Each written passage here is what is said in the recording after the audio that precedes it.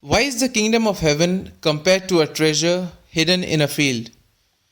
What does Jesus mean when he says that angels will come and separate the evil from the righteous? What do the three parables in today's gospel teach us? All these questions and more answered during today's episode of Spiritual Sundays.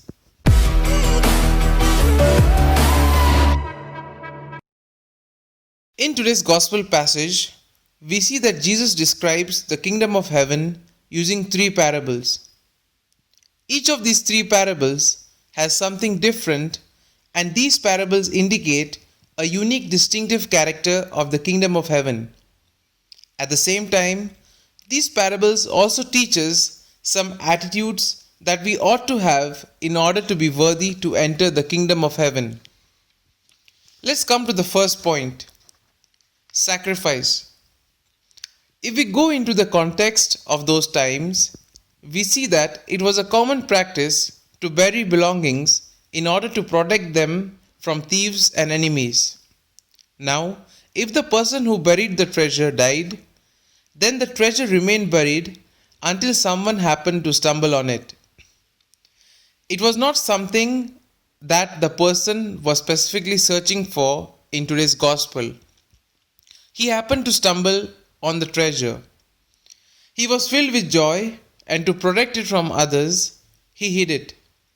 He then went and sold all his belongings and bought the field. Obviously, we see that here he is taking a risk because he doesn't know how much the treasure may be worth. But nonetheless, he sacrifices all that he has and buys the field. The kingdom of heaven is similar. We have to make sacrifices, but in the end, the result of that sacrifice will be sweet. The joy of the kingdom will be much more than what sacrifices we made.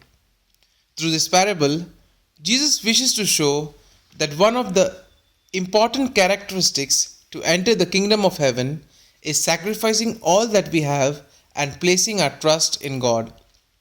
Which brings us to the next point: determination and hard work. In the parable of the pearl, we see that once the person found a pearl of great value, he sold all that he had and bought it. The pearl had so much value for him that he was able to give up all that he had for it. The parable points out that the kingdom of God is something that has to be personally appropriated to receive its benefits. One is not going to be a part of the kingdom based on one's genealogical history. It stresses the fact that we need to work hard and strive for the greater good. The pearl merchant represents all of us who are seeking the greatest possible happiness. Like him, we can appreciate all that is good in life, but our hearts are restless and dissatisfied until we discover God.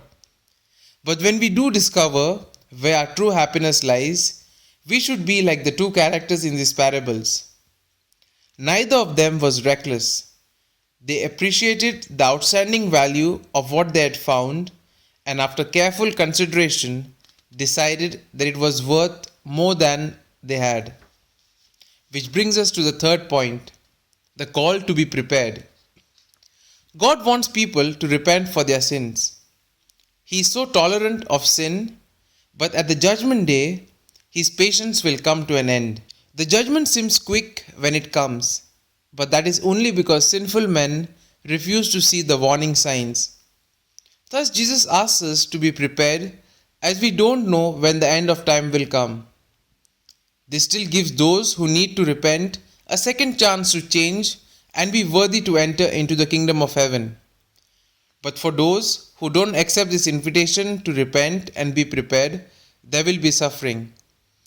So Jesus invites us to change for the better and to make a difference in our lives and the lives of others. Here are some points for our personal reflection. What is the pearl that you are looking for? And what will be your reaction once you find it?